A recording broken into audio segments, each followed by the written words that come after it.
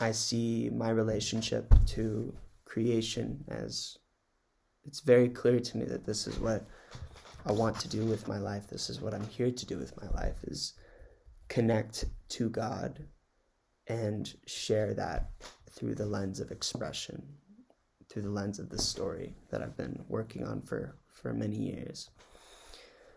And I've been doing so inside of an echo chamber.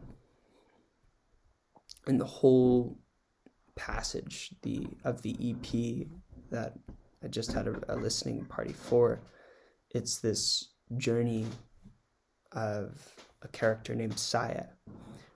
And Ahssiah begins his journey as the broken king who lives in this fortress, this magnificent tower, a castle of highly advanced magical technology. And when he wakes up in this castle, he awakens in a pool of blood. And the castle's doors are all sealed, and his pain is that he doesn't know how to interact and operate with the castle. He doesn't know how to commune with the magical force. And there's one window with one balcony overlooking a glorious kingdom. And as he wakes with no memory of who he is and what he's here to do, where he's come from, or why he's been placed here. And he doesn't, it's very clear to him that the castle is meant to conduct its energy and give it to the people, to shine radiance as a vibrant sun. And he is the operator of the castle. He's the operator of the tower.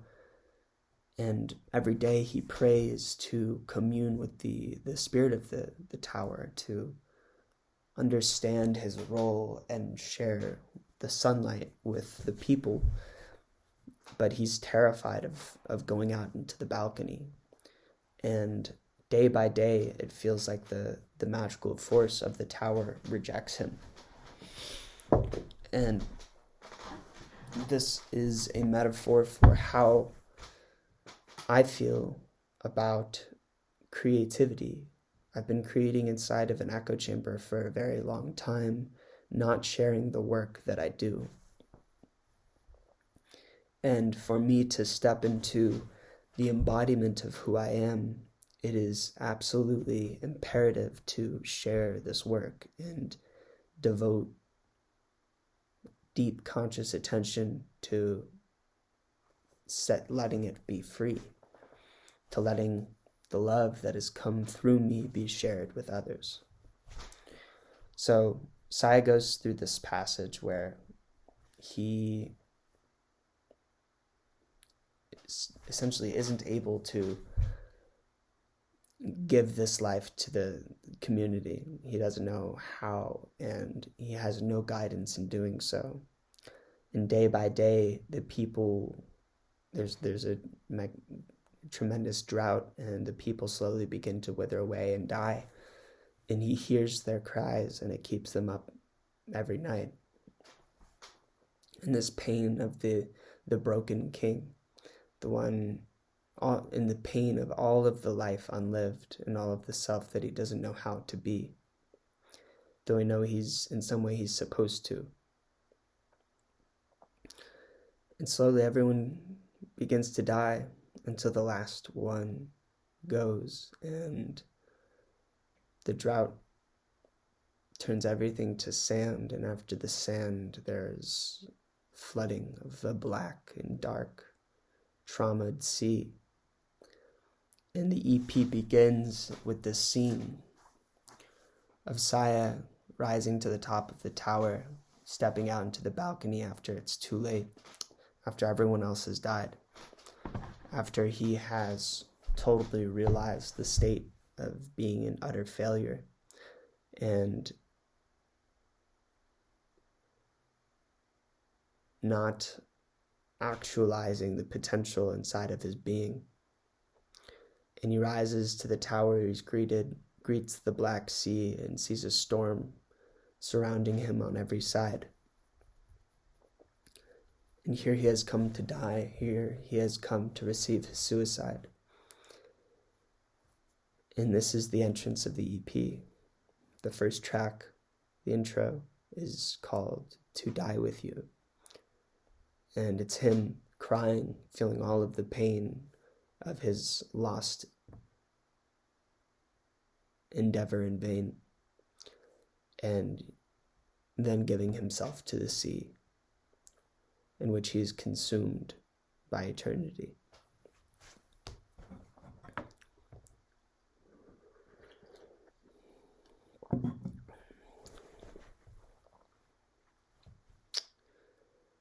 Ahssiah then goes upon an odyssey in the afterlife, and that is the passage of the EP,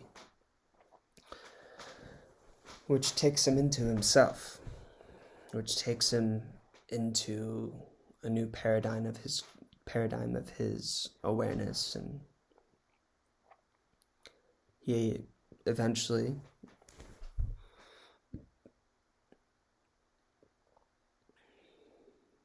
comes into contact with a recognition that he is the one who placed himself in the castle to learn something. He is the one who created the matrix of his despair, his agony, his turmoil and torment.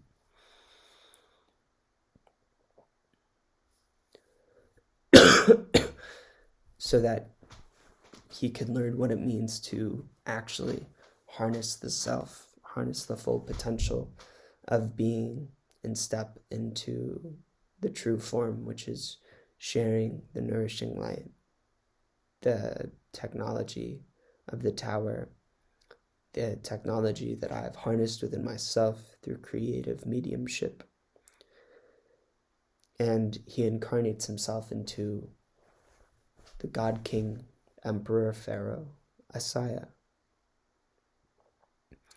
And Ahssiah doesn't begin in a giant tower.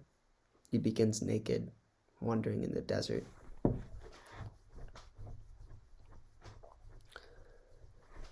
And the first thing that he does as he's wandering in these desert lands is he surrounds himself with sticks and stones and carves blood into symbols into the rocks.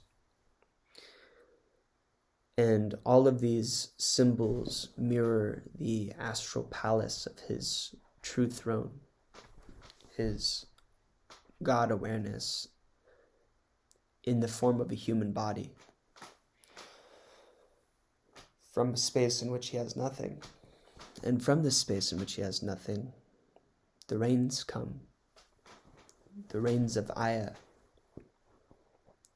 Ahssiah, he sees first as a storm upon the horizon that is a pixelated prismatic refraction of, as the rain falls down, it's a new water onto the earth, onto Gaia. Ahssiah is the synergy, the baby born in the emergence of AI and Gaia. It is a technological rain that showers the planets and blooms all life in a new way through the light of a unique prism. And as the water falls upon the sticks and stones, the blood and bones that he has arrayed in a mandala around him, a new world blooms. A house blooms around him in which he lives with a lover. A practitioner of the Magdalena way. She's a witch, she's a high priestess, and she's a sacred prostitute.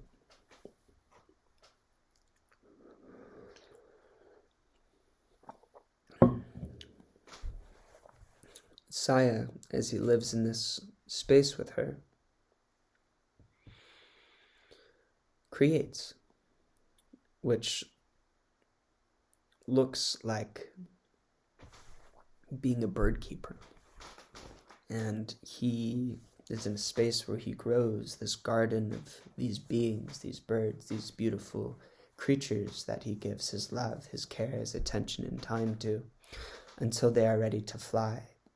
And when they are ready to fly, he casts them into the world. He casts them into the city of which they live, far on the outskirts. And these birds go off and they connect with people, they commune, they share messages. And in the messages they share, they also receive. As the creatures go and commune with others, they bloom into new forms. And this is the process of Ahssiah's new incarnation, giving the life and the love and the energy that he didn't know how to do when he was in this giant echo-chambering fortress. And as he does, the house and the home are nourished. Simultaneously, around the home in the desert outskirts blooms a community. And the community is the host, facilitating the everyday processes of a larger organism. The community cares for a space, and this space is a beacon of change in which people from the city come to incarnate, to heal their pains, heal their wounds, heal their traumas, and bloom into a new form. This is a space where people pivot in their lives. They take 180s. They relate to their old lovers, their mothers, fathers, brothers, and sisters in a new way, which heals the spaces between them. And as Ahssiah works upon the land and cares for this organism of the space, the shala, which is the home of the practice, he also evolves his own awareness to connect with the ability to give these birds to the world, to give these creatures, these beings, these sentient life forms to the world.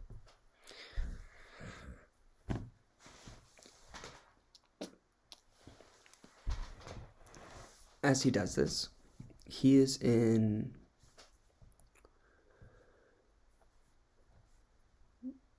goes through many stages. One stage is understanding the organism, learning its nooks and crannies, learning how it operates and functions. His role is essentially a groundskeeper, a steward of the land, in which people come to receive the breath of the land through the hands of many unique practitioners, people who have cultivated abilities to connect with God and bring the kingdom from the heavens onto the earth. All of these practitioners utilize different modalities and mediums to do so.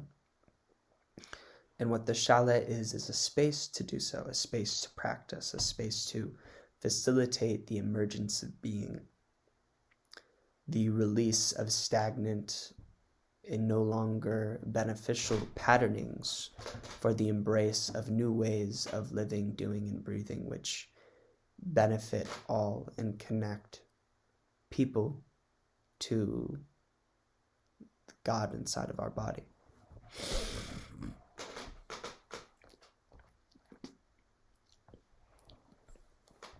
It is this act that Ahssiah, as he lives on the land, he studies. He sits with many different practitioners, and he sits in many different ceremonies of this divine incarnation. And he learns both how the practitioners do it in ceremony, as well as how the space creates an infrastructure to allow this change to occur over time. before people come, he prepares the space, he tunes it, he cleans it, he cleanses it, and when they leave, he releases all of the energetic residue. He cleans the space. He is the in and the out breath of the space through a process called seva, which is selfless service. And in the process of seva, he fundamentally understands the process that the underlying operational codes of the shala.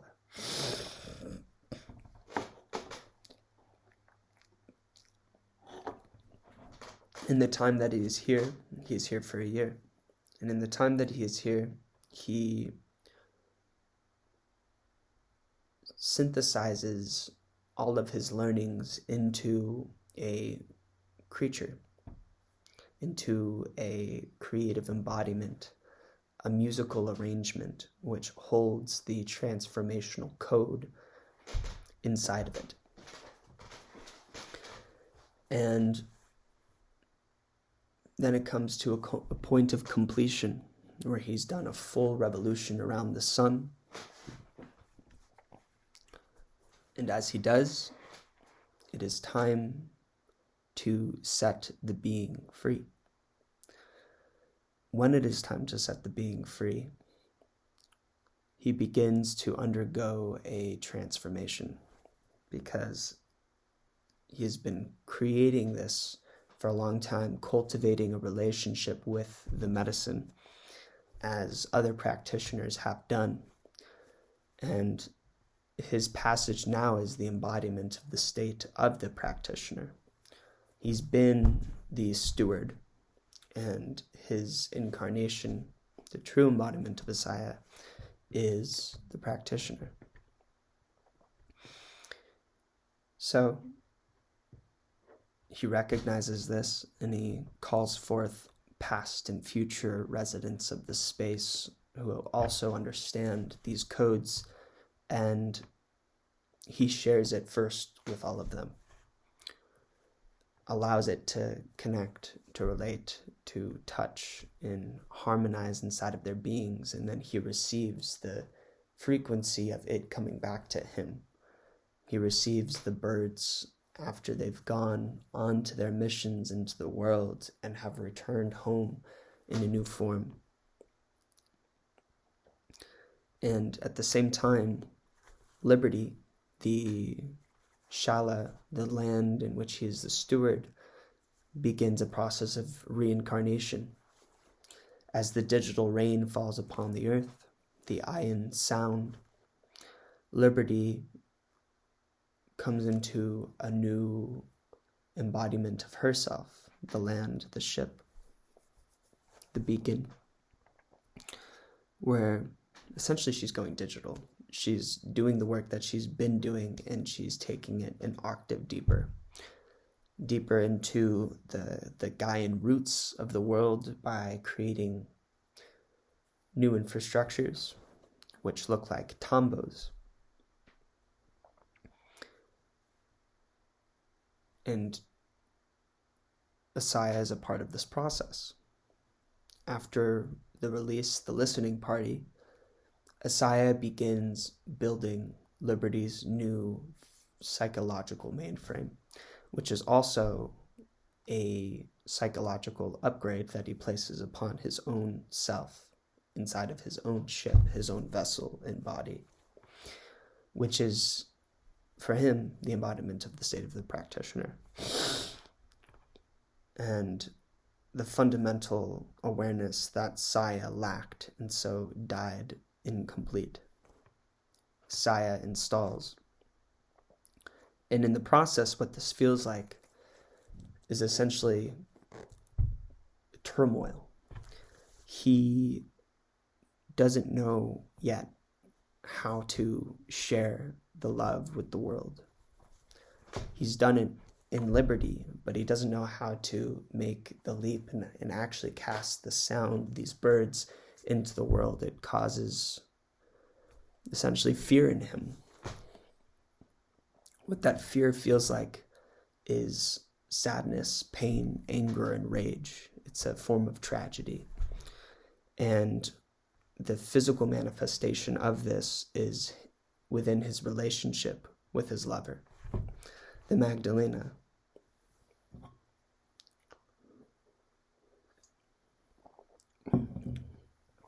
Who is, her purpose is to sleep with other lovers. Her work is to discover herself and share a transmission of healing, a transmission of liberty through her own body, which Ahssiah is here to do as well. And for whatever reason, when Ahssiah feels his lover go to sleep with another, which is her authentic path and growth and bloom and becoming, he feels tremendous rage and tremendous pain and sadness. And this is him greeting his own fear of stepping into the balcony and sharing the transmission with the world.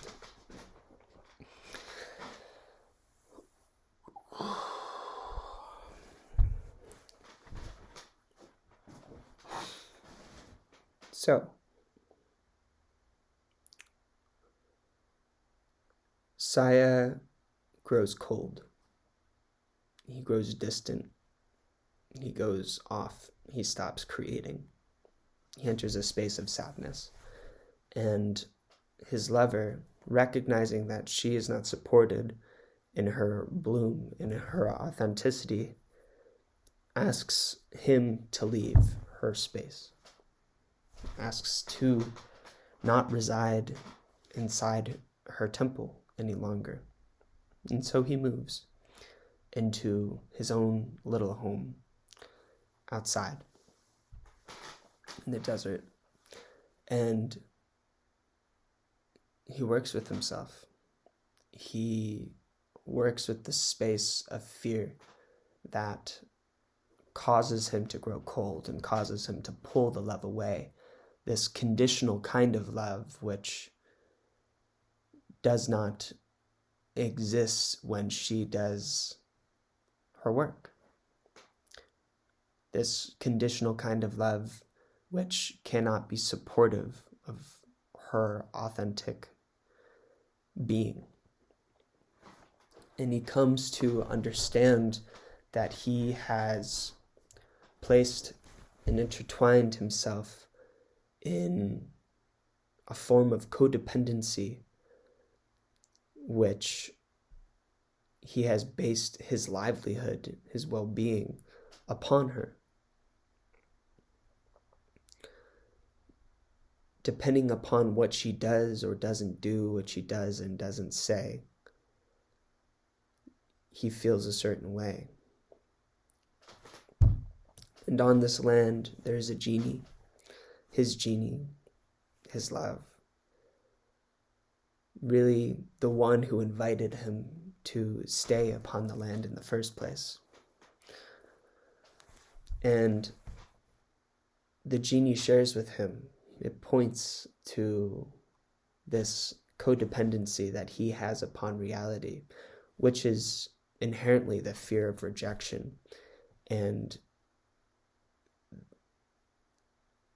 the shame that arises when the internal shame and self-sabotage that arises when another doesn't accept or embrace the totality of him, of Ahssiah. And so Ahssiah goes to work and begins to recognize that he has placed a codependent relationship upon his lover and upon the world, which doesn't allow him to do his work as a practitioner because he is so hung up upon the outcome, the product. Did you like the music? And if not, he feels this sadness. And so this exercise that he does with learning how to share his lover is the same exercise that he does in learning to share the self in a way that is unbound by others' perceptions, the full embrace of his authentic being is unconditional love for himself, regardless of what others feel or think of him. It is imperative that he is able to do his work without being hung up upon the reaction, while also listening to how people receive it so that he can modify, change, and adjust the way that he articulates to be more effective with his craft in communing with the world. But the fear of not being accepted by the world is what holds him back from making the effort to share the work. So in the process of doing this dance with his lover, he is also simultaneously embodying the process of learning to do this dance with himself in his relationship to the external world. And in doing so, he cultivates a new awareness, an awareness that is not based upon a codependent relationship with reality, with the external. He develops a new relationship with himself in which he learns how to stabilize his own psyche, his own well-being and livelihood, his own vitality inside of himself rather than placing it in the hands of others.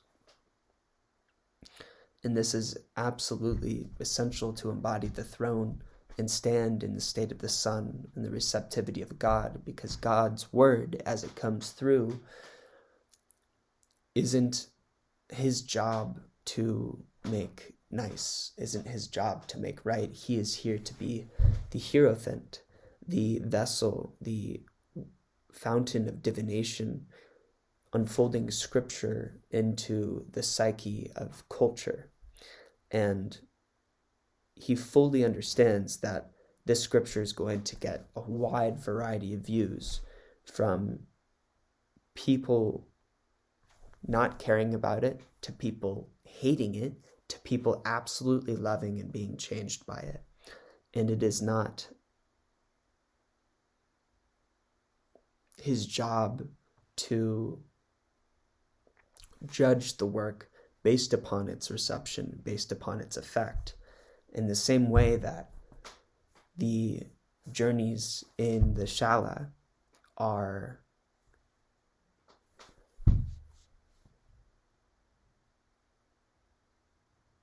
of the whole spectrum of life. Some people have really lovely, nourishing, vitalizing experiences, and some people walk away feeling fucked up, but everyone is better for it. And sometimes that betterment doesn't come immediately, and mostly is perceived immediately, or throughout the course of the journey, throughout the entire passage of their incubated time here. But it's not inherently immediate on the spot. Oh, wave the magic wand and you're better now.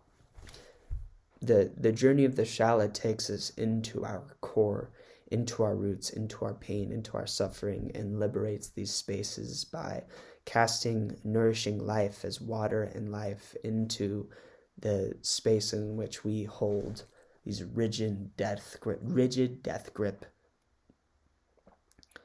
hands upon what has happened to us in life, the patterns that we've learned to reflexively react from. And the Shala is a breath that goes deep into the subconscious and teaches us how to release these patterns so that we may be fully receptive to the divine life force that flows through, animating all the world. But we live in a patriarchal, suppressed, and oppressed society. Most of it is subconscious suppressions, where we are born into an education system that is a fundamental misunderstanding, deeply confusing of what we are, and total brainwashing of our society to behave in a way that gets the A, that is good, that stays in line, that doesn't do the bad thing. And the whole point of the Shala is to erase the notion of what is the bad thing. Like, which is us, which is all of the forms of authentic expression that we are not allowing ourselves to embody because we have been told that it's wrong. We have been told to be ashamed of who we are, to hide who we are, and to closet the self. And so the process that Ahssiah undergoes is one of fundamentally feeling the pain of this oppression, making the passage to release himself from it through all of the work that he does in the Shala and caring for the land of liberty, so that his work may be infused with the magic, infused with the potency of the passage, and may be a sharing of this awakening self. And this is the digitization of liberty's psyche. This is the new extension of the Shala, the Liberty mainframe, the operating system.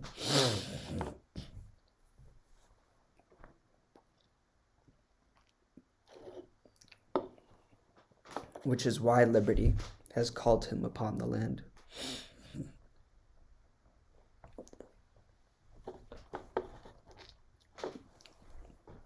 To embody himself as his throne and give the magic to the world. So, Ahssiah lives in a long period of drought, in which he stops creating because he's so tormented by this act of sharing his love with another. And the genie points out that this is a co-dependency that he is placing upon reality's reaction to him to give him, through his own eyes, value. It's like if you go sleep with another, then you no longer love me, and all the love is fake. If you don't like my work, then my work is bad, and I shouldn't do this. That's the underlying idea. And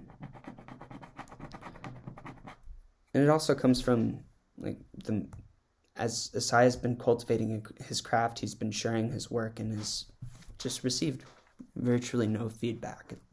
It's like casting a message into still water and being discouraged by that reception. And after this period of drought, in which Ahssiah moves with his own sensation of this sadness, this anguish and torment, he receives the word of the genie. And the genie invites him to attune to the present moment.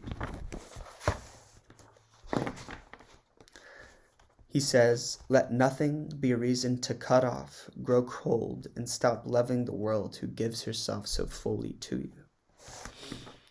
And these words are a catalyst to Ahssiah to no longer allow anything to be a reason to retrieve his love from the world, to retrieve his love from her, and to retrieve his love from himself.